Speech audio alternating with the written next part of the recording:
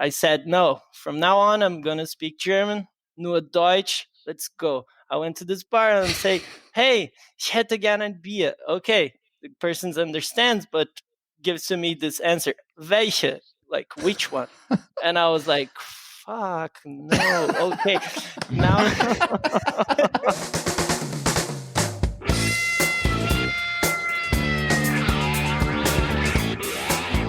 It's the Germany Experience, the podcast about life in Germany as seen through the eyes of outsiders. I'm your host, Sean, and if you're new here, subscribe to the show in whatever app you listen to your podcast in.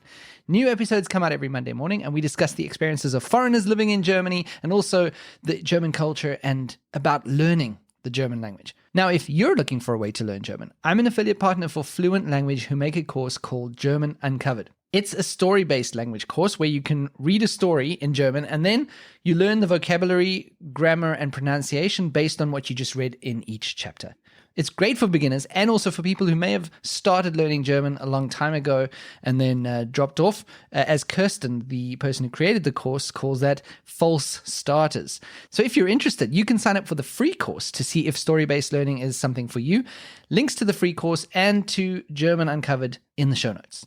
A few episodes ago, I spoke with Nina, who is from Germany, about the Jugendwort for 2020, so the youth word of 2020, and we discussed the 10 finalists. It was a very funny discussion, and then a few weeks ago, they narrowed it down to 3 choices, all of which were English words, and now finally, we have a winner, and it's lost. The meaning of that, how it gets used in German, is someone who's completely clueless or someone who's just doesn't know what's going on. They would say, ich bin total lost. In other news, this podcast, The German Experience, was featured on another list on a blog of podcasts you should be listening to. The article is called 7 Inspiring Expat Podcasts to Listen to Now. Now, people. You're doing that. You're already doing that. But go and check out the article. The blog is Almonds and Sunset, and it's written by Martina, who is actually a German living in the USA. I think she's in California, if I'm not mistaken. And she lists the 7 podcasts.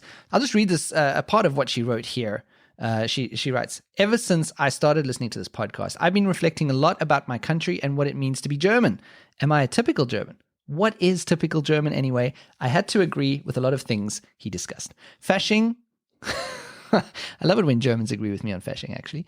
I also didn't understand what the fuss is all about. Most popular music artists. Still blows my mind how some artists made it to that official list. But it also made me appreciate a lot of things about Germany that I might have taken for granted. Basic things like safety, infrastructure, and healthcare, but also more specific things like maternity leave, vacation days, and work-life balance. And I love hearing from Germans who listen to the show and who say that it makes them reflect on their own Germanness or what it's like to be a German. That's great. It's something that I didn't expect when I started this show out, to be honest. I was really only thinking the listeners will be primarily foreigners living in Germany, but there you go. So thank you so much to Martina for featuring me on this list. By the way, it also features the Expat Cast, which is hosted by my rival. So I don't even know why I'm mentioning this, but she's on there as well, the Expat Cast. So go and check out this list from almondsandsunset.com, 7 inspiring expat 7 inspiring... Damn you, Martina. This is a tongue twister. 7 inspiring expat podcasts to listen to now. And one more thing I'd like to talk to you about before we get to my guest this week is I'm still looking for questions for Ask a German. That episode is coming in a few weeks. So if you've got a question that you've always wanted to ask a German, now's your chance. Get in touch with me, thegermanexperience.de/contact, or email me at info@thegermanexperience.de. Right, so onto the guests this week. They are the people behind one of my favorite Instagram accounts, Can You German? They are Ricardo from Brazil and Ivan from Bulgaria. Now, if you don't know it, Can You German presents German idioms as direct translations, and they give a very humorous spin on the explanations and the meanings behind them. Now, I found their interpretations and explanations of German idioms so funny that I thought I have to have these guys on the show to discuss German idioms with them. So we do exactly that. Of course, we discuss their Instagram page. We also discuss why German language is obsessed with idioms that have to do with sausage, ass, and pigs, and the culture shock for men who discover that sitting down to pee in Germany is not only normal, but it's expected. Here's Ricardo and Ivan from Can You German.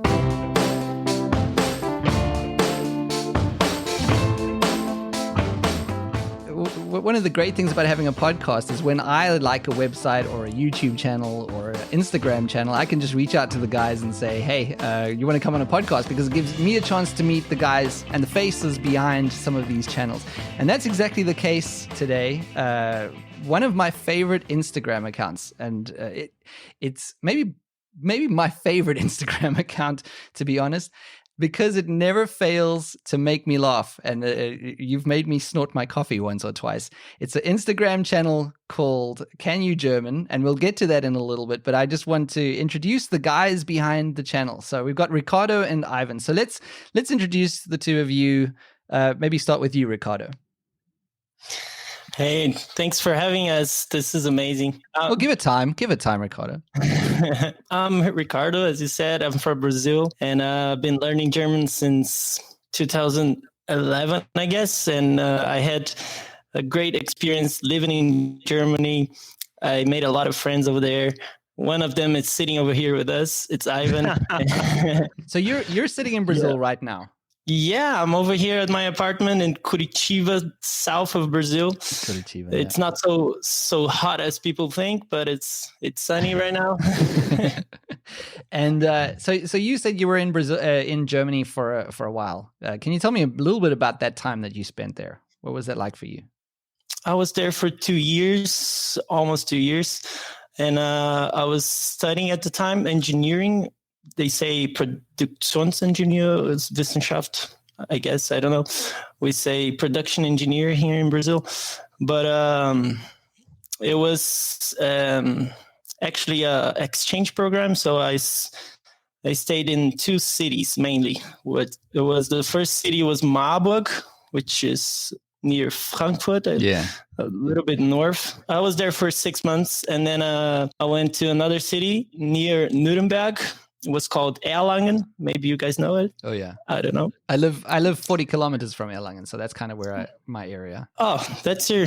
So you know the expressions we're going to talk about this. Yeah, everything changes from region in Germany. So It was a big change for me in the language kind of feud, because I was like, okay, now I learned German. I'm ready for this. And then I went to Bavaria, and it was like, what? Is this a new country? But anyways, I was there for 1.5 years in Erlangen, where I met most of my friends and people I know from Germany. And it was a very nice experience to be there. I came back almost 4 years ago now, and I'm working as a German teacher. So it was like life-changing. What was the reason for becoming a German teacher? Well, mainly because I didn't like my study field, I guess, or I liked best to give classes, and I discovered that I was having a lot of fun with giving classes. I started since I came back with private lessons. And it became most like my routine to give lessons every day. And once I graduated, I did graduated, by the way, but no one was asking, buddy. No one was asking. I didn't move on with engineering because I was more into German classes and the German language. It was actually a thing I discovered, and it made sense since the beginning. So I just kept on. Yeah. So you met Ivan while you were in Germany. So Ivan, let's maybe introduce yourself. Yes, all right. Hi, guys. My name is Ivan or Ivan, whatever Ivan, you prefer. Sorry. Well, Ivan would be I'm from another country starting with B, but Bulgaria. Living in Germany for quite a while. I think it's been like 11 or 12 years altogether. And yeah, in Bulgarian, it's Ivan. In English, Ivan. In German, it's more like Ivan, which is also completely fine. So whatever you like, you can pick and call me using it. Yeah. Okay. Coming from Bulgaria, I've been in Germany for a while, living in Düsseldorf now. But I've lived in quite a few different cities in Germany. I came first time for an exchange here when I was 16, 17. I was just like 11th grade in high school. Came back later. So that was close to Munich. Then I came for my studies, which were in Heidelberg. Then, because of work, I kind of changed a few different cities and ended up here. Okay. At least for now. Let's see where the future takes me. And how did it work that you and Ricardo were in the same place in the same time? Where was that? Yeah, that's I guess a pretty good and super complicated story because really, if I try to sum it up, it's going to be a bit confusing, but I'll still try. Yeah. Okay. So, 2015, I went to Italy. I stayed in a hostel in Bologna. That's where I met a Brazilian guy, not Ricardo. The Brazilian guy Okay. went to Greece. We thought we partied together. We thought we'll never see each other again. He went to Greece, went on a party island, missed his flight. He actually booked a flight that was like 2 weeks later than he intended. So he was at the airport that they told him no flights. So he got to the airline, negotiated a lot with a lot of charm and so on.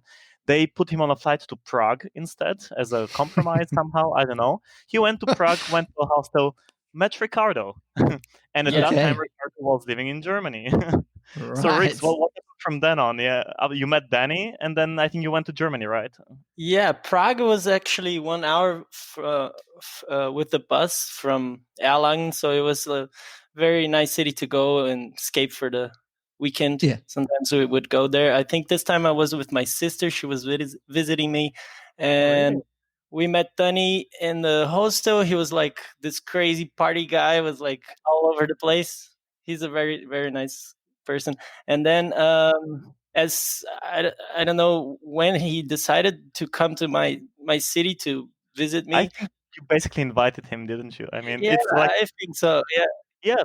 So they kind of decided to visit me in Germany because they were in Germany anyways. And Danny was like, "Hey, Ricardo, there is this Bulgarian guy in Dortmund. I was living in Dortmund at the time.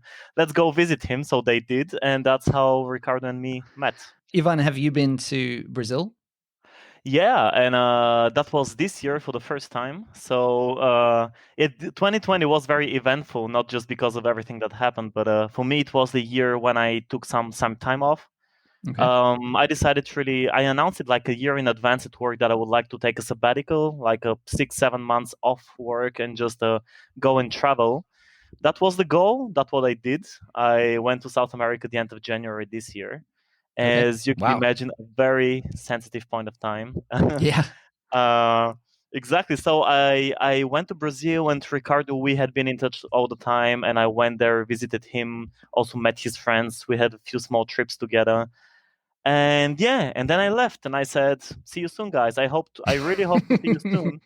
And I didn't realize that it's going to be much sooner than expected because Okay. just 3 weeks later, Corona hit. I was in Buenos Aires. And the Right. whole situation made me retreat back to Brazil and spend another month with Ricardo.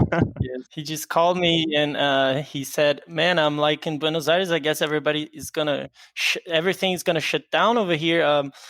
And I don't know what to do." I just said, "Man, just take a plane, come back, retreat." And he did this, and I'm glad he did it because we spent like 2 months over here in my apartment. It was very cool. We did a bunch of stuff that I Yeah. wouldn't do, I guess, alone. And one of them is Can You German? So Exactly.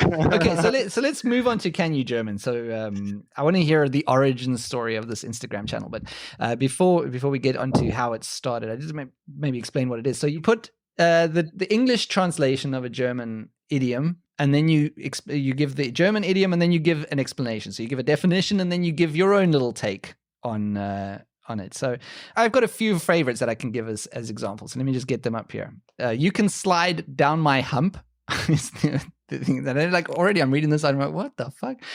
Du kannst mir den Buckel runterrutschen. And then there's a description you give, a strong expression of contempt and hatred against someone. It doesn't have to make sense. We're talking about emotions here. And it's usually these little, number two, after the definition, where you give your own little take on things that I find particularly funny as well. And then there's other ones like please pee in sitting, bitte im Sitzen pinkeln. Encouraging men to sit down to pee. And number one culture shock for many newcomers in Germany. And when I read that, I'm like, yeah, that was for me. That was one of my big culture shocks when I arrived. I mean, what kind of culture is this? So tell me how it started. Did it actually start when you guys were both together in Brazil? Yeah, it definitely did start there. I think the idea came up, there were like 2 times 1 month. So the first 1 month I was there was like traveling and having fun and partying. The second month I was there, it was a kind of semi-lockdown, but we were like spending times on our own, isolating ourselves, meeting just a very few friends. And Right. that's the but let's say when life was still normal, we kind of came up with the idea without thinking that we are really going to implement it. But actually, Mm-hmm. it was a Brazilian Instagram page that inspired us. At Okay. least it has kind of a similar style. It has this kind of a dictionary kind of style. And Mm-hmm. they're as well translating Brazilian Portuguese idioms literally into English and then Okay. adding something to the description of them. Yeah. So we Yeah. took it, we slightly twisted the style and added a lot of our own humor. That's one thing we realized with Ricardo. We have kind of a very similar sense of humor in a way. And that's when during quarantine the idea was born. We were like, let's get it started, contacted a few friends, especially for the design, started Yeah. generating ideas and kicked it off. And did you have any hopes for this? Was this just something you thought would be popular, or did you just think let's just do this for the fun of it? I think, yeah, in the beginning it was just let's do this because we're we're doing nothing anyways over here. So the idea developed in our minds, and in the Instagram itself, we just realized, yeah, let's make it serious. Let's talk about strategies, and Yeah. let's have a plan over here. Yeah. So In it's terms of going. how to make it popular, right? Like there is no end goal. We just decided we start and we see where it goes. So Yeah. far, it hasn't been bad. Yeah. Yeah. I think it's been going pretty well.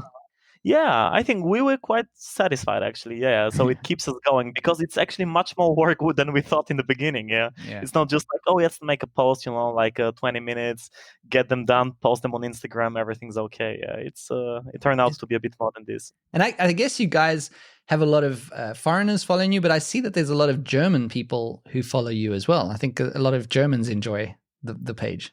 Yeah, I guess so, because it's a funny way of looking into your At own their own language. language. Yeah. So, yeah, Yeah. sometimes it's even the translation itself that's already like funny enough, like Yeah. some things you use in everyday life. I think it's with all the languages. You never question or think what's behind it actually. No. Yeah.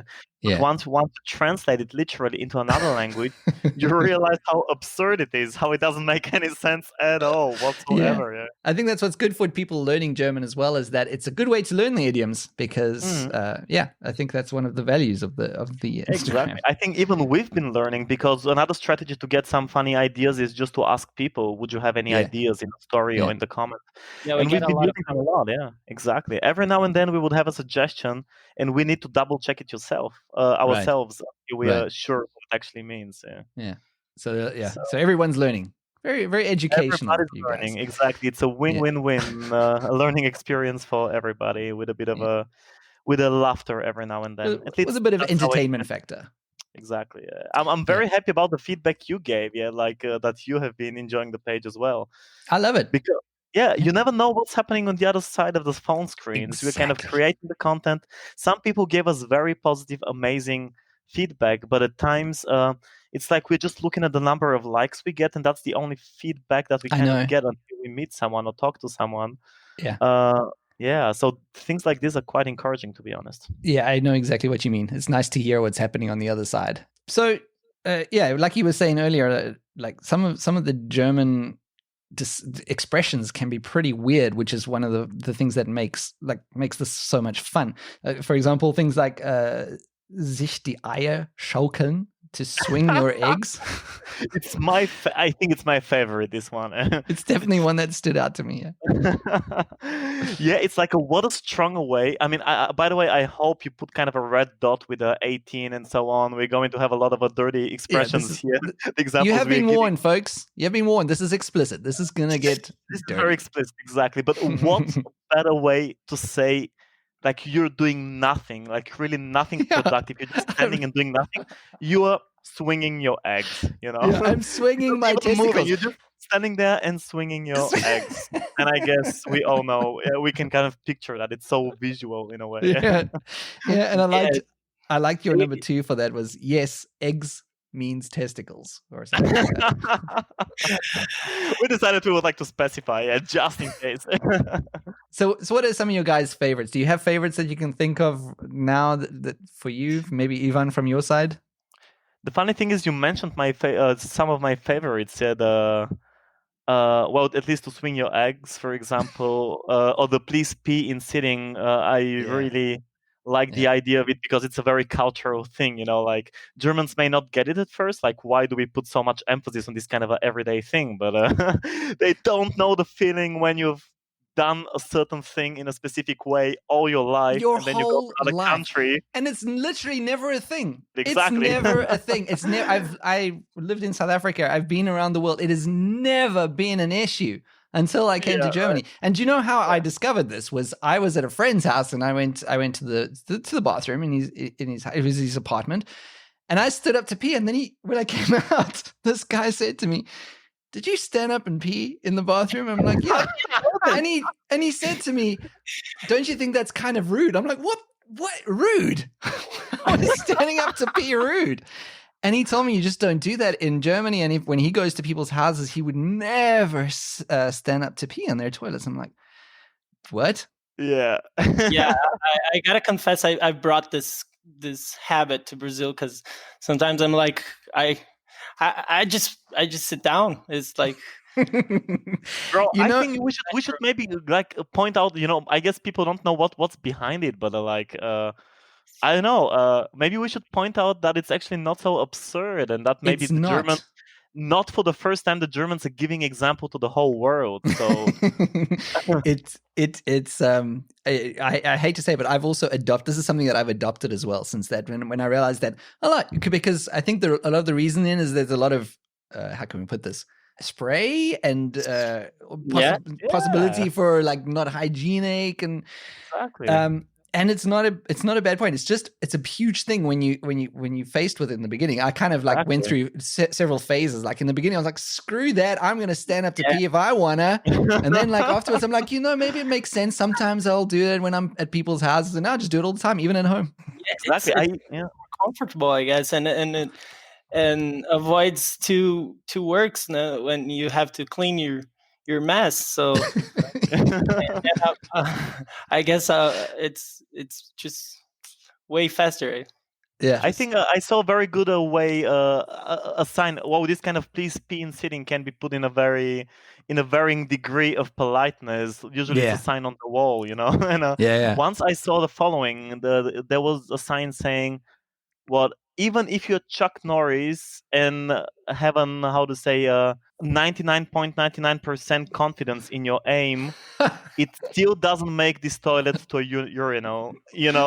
Like a rough translation, but a politely just putting it there. There are always a bit of a a few drops around, and someone else will have to take care of them.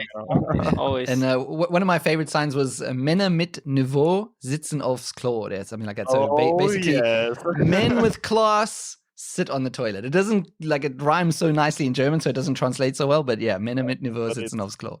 Absolutely.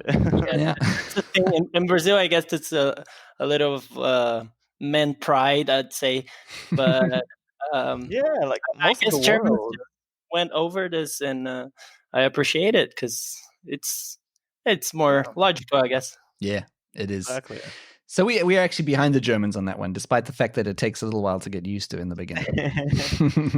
Yeah. What is some of your favorites, Ricardo, that you've gone through already? Oh, I really like Lass die Kirchendorf. I think this is very poetic somehow. Yes, I don't know. Yes. Because I never found a equivalent in Portuguese. So what does it mean? It means leave the church in the village, which is the translation, like literal translation. But in the greater meaning, it would be like to keep your mind to things that can be achievable, can be doable. Don't go chasing a lot of stuff that you cannot do, or let's keep to the point, I'd say. I don't know how to describe it better, but Also, sometimes don't make something bigger than it actually is. Yeah, don't make an elephant out of the fly, or how do you say that? Yeah, like Right. this kind of Don't make a mountain out of a molehill, you I guess would be the English equivalent. Yeah. It's the church, it's in the village, leave it there. Just leave it Don't there. take it to other villages. Yes, out of this one, I'd say I really like the different versions of calling your friends over there. You can say warm dusche, so your warm shower. That's really funny. Or Weichei, Dorfmatratze. I'd say like a lot of this stuff when I Oh, wait, was these are living. all insults, right, guys? I mean, don't call your friends. Those are insults. friends. They're friendly insults if you know the guy well enough or the Friendly. people well enough. Yeah. If it's a friend, you can do it. And I guess this Schnee von gestern is one of my favorites. Like What? It's Schnee von gestern, snow from yesterday, which is like okay. this is past. This is past. Yeah, you do like the poetic ones, don't you? I like it. I like it. Yeah, that Kirche im Dorf one, I have a colleague of mine uses it in work meetings. I've heard him use it like 3 or 4 times. He's Dominic. He's been on my podcast before. And every time I hear him, I had to, like after the first time, I had to say, I think I went onto the internet to look it up. And then I was like, wow, that's pretty cool. And I just kind of felt that's wasted in a work setting. It's just so idiomatic and so, like you said, so epic. Poetic. Yeah. Just to be clear, that when you were talking about Weichei, that's coward. And what was the other one? You said Dorfmatratze. I don't know where the hell I learned this one, but it was like a friend of mine, a Brazilian, of course. He came to my city and he was like, "Yeah, du Dorfmatratze," and I was like, "What? What's that?" And it's the mattress of the village. The village mattress, yeah. The village mattress, yes, and supposed to mean prostitute or someone who works, who gives their bodies for sex, I would say. And keep talking, Ricardo. Keep for talking. money. Buddy. Yeah, I just explain things. But this guy would call me Dorfmatratze, and I would say, "Man, what the hell do you? Why?" And he explained it to me, so I would call everybody Dorfmatratze, even though it was a little rude sometimes. Yeah, I love German expressions. I would say it's one of the things that made me learn German. It's the funny that they can bring into the situations, and it's pretty genius. Yeah, they've got some brilliant phrases. But there's certain things that they seem to be obsessed with when it comes to phrases and idiomatic expressions and so on. What kind of patterns have you guys seen? Like what subjects would you say they're obsessed with? Yeah, I mean, just a few weeks ago we did a sausage week, the worst week. I mean, the worst, like Wurst week, because we know there are so many expressions which involve sausages, which involve Würste, which is incredible. We kind of brainstormed quite a few, and once we decided to go deeper, the more we dig, the more we're coming up. It's like a never-ending stream. Well, so we do love their Wurst, the Germans. Exactly, yeah. I guess sausage is it's a very day-to-day thing, and everything turns around sausage in Germany. Yeah. But one thing that describes this is "Es geht die Wurst," which means it's about the sausage, which is like, this is important. This is important. We're talking about the thing here. "Es geht die Wurst." This is the crux. Exactly, but if something is completely unimportant to you, then you say, "Es ist mir Wurst." It's sausage to me. So look how from the most important thing, the sausage became the least important, which is like, why? You sit there and just wonder why. Like, you've gotten so much importance on it in the one, and the other one is just like, it's not important at all. Like, okay, all right, Germans.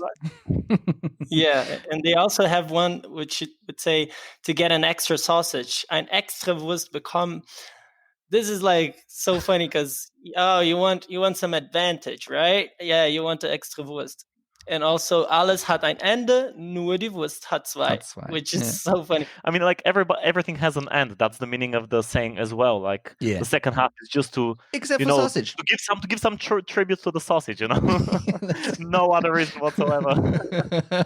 It's kind of shoehorned on the top there. Yeah, we kind of noticed. What else did we have? We did, I think, like 7 sausage expressions in a single week. Yeah. Yeah, I remember that. I remember there was a Wurst flood from you guys. Yeah. We have kind of Wurst von Teller ziehen. That would be to not be able to pull a sausage off the plate. you're so tired. You're so tired you cannot pull the sausage to your mouth. So it's like Which kind is of was critical in Germany. And Yeah. even some people commented like, "Oh my god, I would never be able to use these kind of sausage expressions because I don't know, I start laughing every time, or because I think people gonna take them in a dirty way. They kind of assume some sexual innuendo behind them. Although there is none, and that's the crazy part. All That's the foreigners interesting. kind of hear about a sausage and I don't know, some association pop up. It's so cultural in Germany that it's not related. It's not about this at all. Yeah, No. it's just expressions have become Yeah, so normal. it's truly the sausage. They have no Exactly. double meanings. Yeah. Which Exactly. It's not like it's the crazy. wiener in It's English too or special. anything. Wurst is too special to associate with anything else. It's like, let's keep it pure. Okay, what is not pure is another object of a lot of expressions is the arsch, the ass. Yes. And They very do soon, love An arsch. object. An object, Ivan. I wouldn't describe it as an object, but okay. Right. The object of our attention in a way. So Yeah. very soon Very after good. this podcast, I think by the time it gets released, it might be already out or in the process, but we're going to have an Ash week. So Oh, an yeah. ass week where we kind of had quite a few ass related expressions in stock. Yeah. Oh, very exciting. So maybe you can give us a preview of what's going to be there. Spoiler, Although by the come on. time, yeah, give us some spoilers. Although I think this is going to be out by the time you guys hit your Arschweek. So No problem. I think we're just gonna list them down very quickly so people get an idea what it could be. Yeah, I'm just gonna give like the English expression, but like something is at Earth's ass is in the middle of nowhere. It's somewhere far away. Yeah, Arsch der Welt, that is right. Genau. There we go. ADW. I am so at the ass today, this evening. Mm. To be at the ass, yeah. Meaning, it has two meanings actually. Being very, very tired, or having screwed something up, like being in a really tough situation, like some big consequences are coming up. Right. So, buddy, please come out of the ass. Or get out of the ass. Aus dem Arsch kommen. Then it's this one kind of a get active finally, get out of your shell, whatever. Come out of your ass. Exactly. Something is pointless. Ist alles für den Arsch. It's all for the ass. Oh, actually, one of my favorites is we had it like rather early in Kenya, Germany. The sun is shining out of someone's ass. Die Sonne scheint ihm aus dem Arsch. Meaning, and what does it mean? Like he's feeling. I think he's really happy or something. Yeah. Yes, he's very happy. Like the sun is shining out of your ass. Which is I don't know. I really liked it. It's a normal expression. Exactly. Day-to-day life. Yeah, it almost seems to me like they've got more arsch idioms than Wurst idioms, or maybe it's a tie. I'm not sure. Yeah, that's a tie. I don't know. I guess. I kind of try to, I don't know, after we planned this kind of ass post, I was thinking, is it possible to have a conversation when they all come up? Yeah. So it's I don't think it's like an everyday thing, but I think I try to put them together. Yeah. Also, so that would be a conversation between two people somewhere at work, maybe sent out abroad, or I don't know. One of them would say, I just take the English one, so to make it more. So, man, I'm so at the ass, being at Earth's ass, doing these things that are anyways all for the ass. My friends are already laughing their asses off, and the other guy would reply, man, you surely have your ass open. No ass would agree with you. Now shut up, come out of your ass, and get back to work.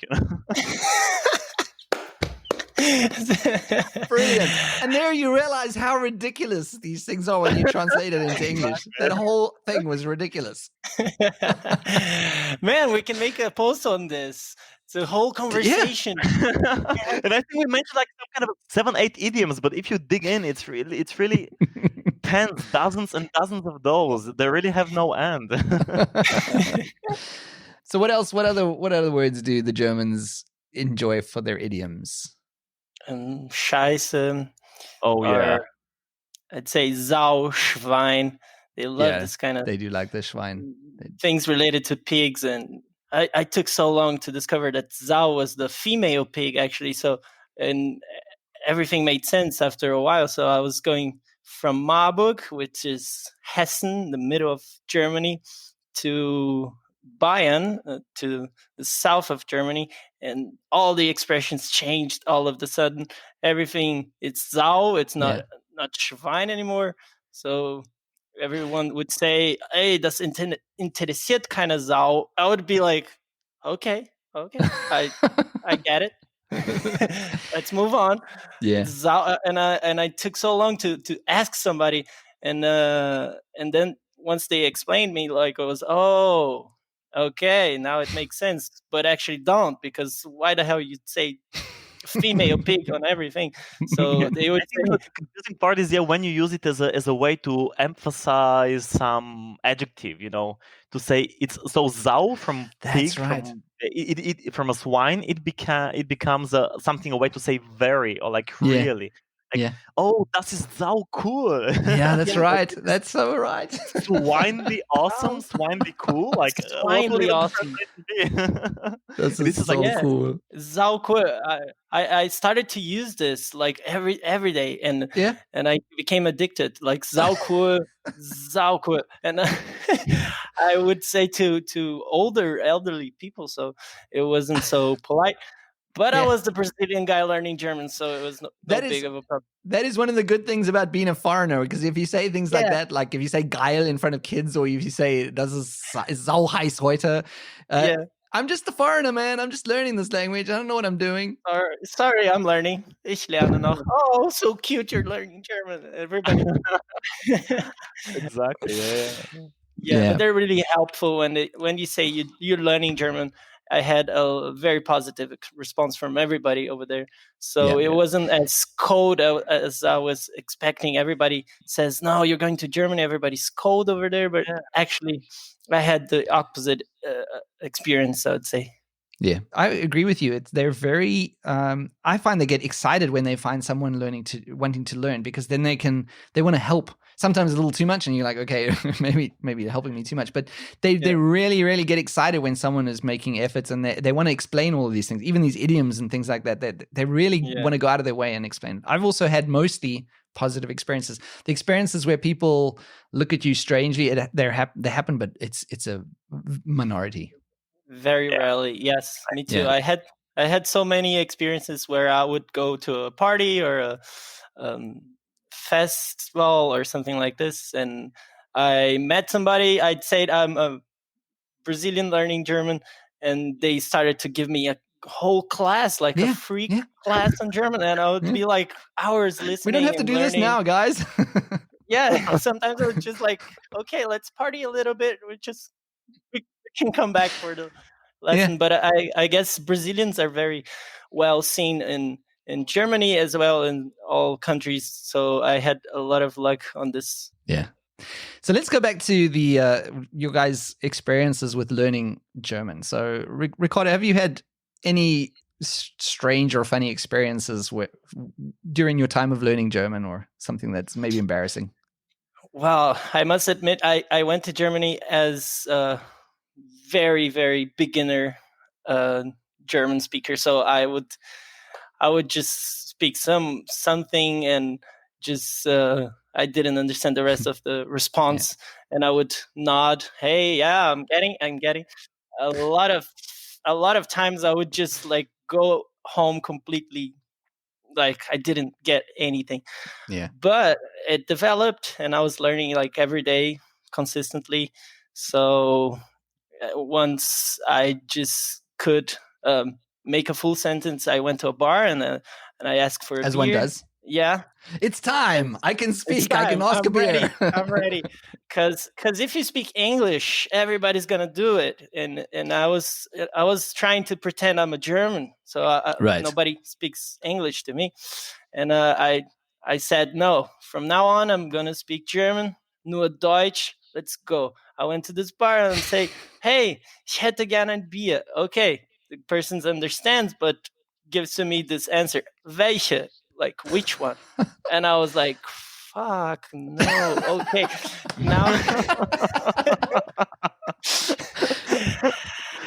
Now I gotta go back and learn all this German different kind of beers, because you don't ask for a beer. So someone told me you don't ask for a beer, you ask for the type of a beer, a pilsner. That's right. Or something like Yeah. I love man. how it's just that one word to derail your confidence. You're like, I'm ready for the bar. I'm ready to order a beer. And they're like, which beer? I'm like, oh, shit. Good night. Yes. And Tough I life. realized that Germans don't work on this kind of, it's not only beer, it's a lot of categories, and you gotta know them. Yeah, you do. And what about you, Ivan? How was your do you have any stories from when you were learning German, or things that you had difficulty with? To be honest, I don't know. I've been here for quite a while now. I don't even claim I'm like 100% fluent in German. Sometimes I catch myself not knowing something, not being sure about something. Yeah.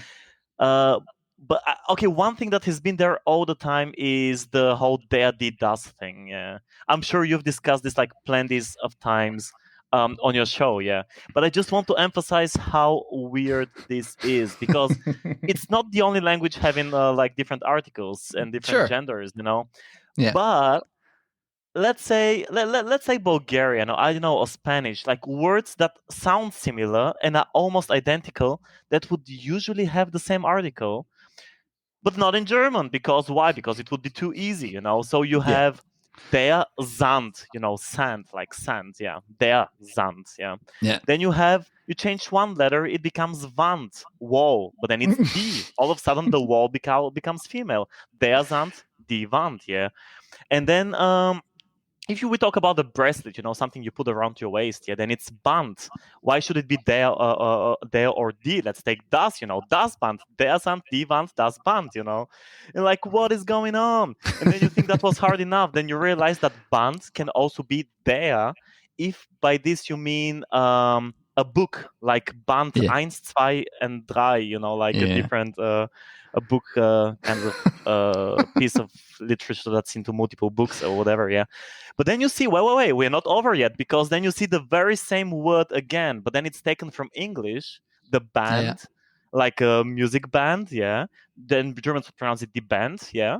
And yeah, there you heard it, yeah. It's die, because why not, yeah. Because, so when you have the band, it. but as an English word, then it becomes die. And so I was like, oh my God, I just discovered the first word that's der, die, and das at the very same time. There we go. Although recently I heard there is another one. Exactly. So 10 years later, I'm writing an email and I want to use the word spam.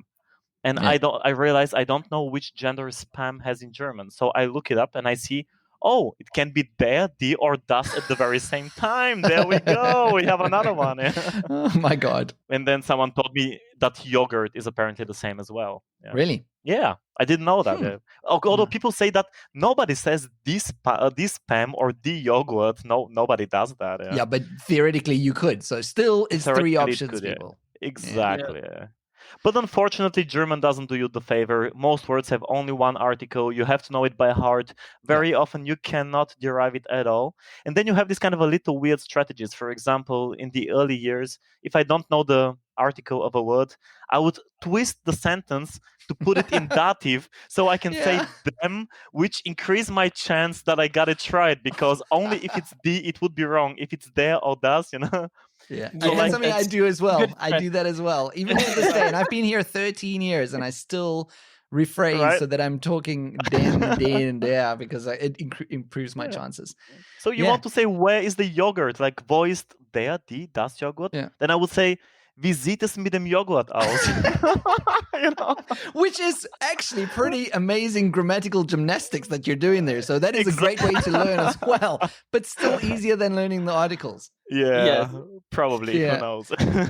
I remember when that first struck me, is very early on in my German lessons. We were learning German before we moved to Germany, and we were in class and we were talking about the knife, fork, and a spoon, which is just all cutlery that goes around your plate. And I would think that it's all the same. It's cutlery, for God's sake. But it's not. They're each different. It's like, I think it's der Löffel, is it one of them? Der Löffel, it's der Gabel. Die Gabel. See, I don't fucking know. I still don't know. Exactly. And das Messer. Das Messer. And Right. die Messer. Das Messer, sorry. It should be D because it's got an E at the end, and there's a rule that most words that end in E are D, but not in this case. So. Yeah, some exceptions, because ER actually are masculine, most of it. So it's der often, in this case, das, and some other a lot of exceptions. But a lot of students, they come to me and say, should I just how do I go about this? And I'll tell them, yeah, there are a lot of endings that could help you, but a lot of exceptions. So the best way is to listen and speak and try a lot. And once you get it, it's in your heart. You never say it. Yeah, and twist it into dative, you know, or to twist it into dative. Twist it into dative. Yeah, but I will. I think that's exactly. You just have to spend time listening, even though for me it doesn't help. But the biggest thing that I can actually suggest to people is to read a lot of things whenever they can in German, because that helps you. That I find that I remember if I see a noun in the article, and I've read it, I somehow remember it better. So it's also something that's helped me. But still, I'm saying that's help, but I mean it minimally. I'm still screwed with articles. It's hard. It's a big problem. It's going to always be. And we're always going to be learning. So it's about this thing about languages. You never stop. You never stop learning. It's something if you don't practice, you're going to forget. So even Portuguese, my mother language, I have to train it. Like, I don't do it on purpose, but I do it because I need it. Yeah. In some of the emails that we were writing back and forth, Ivan, you said something about a German accent or a mystery that you had with a German accent or something. Oh, yes. And please, to the whole audience, if everybody has a reasonable explanations, hit me up, because I've been wondering for years. Ooh, I'm curious now. Yeah. It's okay. First of all, I have to say Germans speak great English mostly. Like it's one of the countries where you really can live normally without having to use German at all. Yeah, which is really, really great. And I would even consider German accent not so strong. Let's say Bulgarian is an Eastern European country. Like, everybody has their own accent, and German is, I think, certainly not the strongest one. But there is one thing that really surprised me when listening to Germans speak in English, and it's the V, double, and W sounds. Yes. And actually, I mean, typical German accent, like stereotypical one, would be like when, Germans don't have W in the language, they only have a V. So when there is a W, let's say the word Word, Word, or the software, Microsoft Office Word, they would very often say something like Word, or where. Some people would say it more like there, sometimes it kind of slips in, and this is completely understandable. That's fine. Okay, sure. That's the phonetics of the language. But wait, then we have some words which have a completely normal German V inside them. I see you're already laughing. I know exactly what you're talking about now. Word village, you've got the word village. And then there comes the German who was unable to pronounce a W just a second ago and says village. Village. You're like, why? Why? And you know that I've asked village. What? Village. I've asked Germans about that. I've noticed as well, and I've actually asked Germans about it. Like, how is it that you're saying the V as W, but you can't say the W when it's a W? And they don't understand what I'm asking. Like, and then I tried to explain to them, this is what you're doing. It's saying village, and it's like, yeah, that's what I'm saying. I'm like, but that's what it's wrong. It's not supposed to be like that. And the thing is, if you say, will, the German word for want, ich will, I want, will. Yeah. Okay, it's fine. Say, you're doing it. Then add ich. Yeah, will, ich. Yeah, you're doing it right now. Right. Exactly. And, they have the V in the language. They don't have the W. And all of a sudden, they switch the one for the other without any sense. It's like a contradiction to say word and then say village, and it comes in all the letters where the letter V comes after consonant. To advance something. It's I asked some linguists, and they still did have no explanation for this. Yeah, they say it's kind strange. of an overreaction, But then why does it happen within the same person, like these two things? It's, I don't know. I love how Ivan is really pissed off about it. He's angry, man. He's angry. He's like, come on, Germans. Curious. Get your shit together, Germans. Yeah. So guys, please explain me. You're gonna contribute to the quality of my sleep at night, Yeah. So to anyone who's listening who understands this, or maybe there's a German out there listening who knows the reason behind this, I think we all want to know. We want to know. So give us the Yeah. answer. Help even But- sleep at night. Yeah, but Germans speak very, very well. Their accent is almost like fluent from Absolutely the beginning, I guess. I don't know what's happening over there, but but they have a very distinct accent that you can recognize everywhere. Like if a German is speaking English, I'd know. Yes. I don't know about you guys, but I can but there's recognize actually two. Yeah, I could. But there's actually two German accents that the older people speak differently to the younger people, I find. So the accent that you get in the older people is more stereotypical, like you used to have in the movies in the old days with this, "Und ja, we are going to the shop to see what we can do." But the younger kids speak more like almost with an American accent quite often. There's a lot of Americanisms that's coming to their language, but it's definitely noticeable when you hear it internationally. Yeah, so there we go. German is messed up. I think is what we can conclude here. Full of surprises, Full of surprises. Can surprise every single day, So especially, with Can You German, if we had to decide how long can we go, at what time the German idioms are going to run out, I don't think you got material forever. No, you got material forever. If we keep the motivation up, it can even go for quite a while. Yeah. It's a wonderful language. Before we wrap this up, I want to tell you about one post that I saw from you guys, and we have to do this without spoilers. But you posted one of your posts was dark, which is dunkel adjective, and you said the description is it's a popular German Netflix series. And then the number 2 is so true because the language wasn't complicated enough. So this TV show, Dark, I just watched it now. I was a little late to the train because I generally don't like watching German things when I'm relaxing. I just keep it English because I want to enjoy English. But I kept on hearing how good this TV show was. So then I decided to watch it. And man, it is good. It is really, really good. But it is so confusing, and it's so confusing with the German. And then I saw one of you guys' comments was be prepared to keep rewinding and listening to things a few times when you watch that. So you guys enjoyed the show? Yeah, I actually had to see it like a bunch of times and a lot of YouTube tutorials, but I in the end got it. So and it's very well filmed and the cinematography very is well amazing. done, the photography, and a lot of my students, they ask me, do they always go on a run in the woods? This is normal. And it is normal. Germans go in the woods. They do. It is completely feasible. Yeah, this is one thing, and a lot of typical things that happen over there in this German schools constructions, which is so German and typical German. I loved it. It's really cool. Yeah, it is really cool. But it's the only TV show I've ever watched while making notes. I've never had to make notes during a TV show to keep track of the characters and what was going on. But it is definitely, you guys can recommend that to listeners as well, right? I don't know. I haven't watched it. I haven't watched it? I haven't watched it yet. You guys are almost motivating me. I'm on the way. You have to watch it. Still, I need this last stretch. I can tell you this. If you watch it now, they've apparently it wasn't there for the first 2 seasons, but since the 3rd season, they've got a website, dark.netflix.io or something like that. But it is incredibly well done. They've got the whole family tree up there, and then you can, when you go to the website, you can say what episode you're on. So you say series 1, episode 3, and then they only update the family tree up till that. So you don't get any spoilers, but you can still keep track of which character's which. And as you go through it, you can see they give you a description of this character did this and whatever happened. So it is that replaced my notes towards the end. I'm like, oh, this is much better. I'm just going to do this.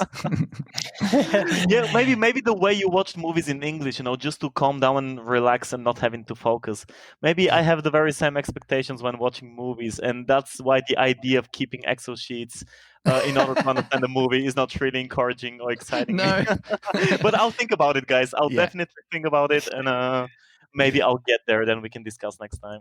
Yeah, because I definitely recommend that to people who are looking for some good entertainment, looking to learn German. Just put on the subtitles. I have to watch with German subtitles because my German's good enough now, but I still need to read just to make sure I don't miss anything.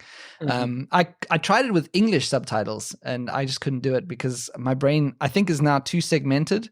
So I can't actually listen to German and read English at the same time. It was so weird. I just couldn't do it. Yeah, no, this is the worst. Oh. This is like training for be a Dolmetscher, a translator.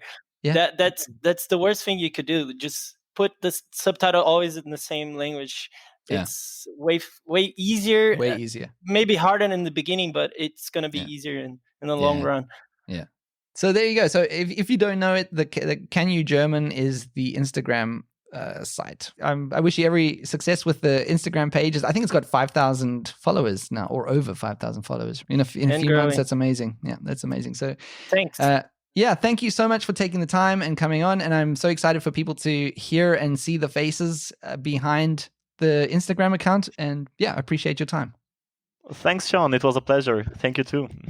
Thanks for having us. Nice. See you guys. That was such a fun discussion with Ricardo and Ivan. And I've got a question for you. What Instagram accounts to do with Germany do you recommend? It could be expat profiles, accounts that have to do with learning German, whatever. Just let me know. Get in touch by going to thegermanyexperience.de/contact or by mailing me at info@thegermanyexperience.de. And don't forget, you can also leave me a voicemail message if you go to thegermanyexperience.de. There's a little microphone that pops up in the bottom right-hand corner of your screen. Click on that, and you'll be able to send me a voicemail directly to my ears. So why don't you do that? All right, that's it for this week. Thank you so much for joining me. Thank you for listening. Music in this episode, as always, by my band, 10 Cent Jades. Additional music by Ryan Anderson. Until the end. Auf Wiederhören.